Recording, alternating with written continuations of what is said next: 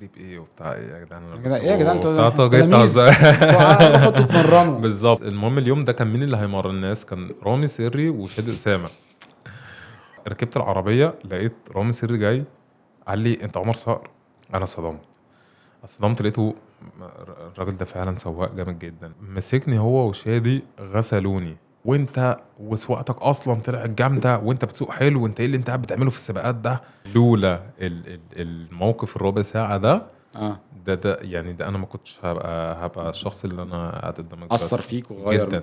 وجات الصدف ان السباق اللي انا انزل فيه بتاع ايكارو ما يبقاش في حد نازل 2000 سي سي خلفي.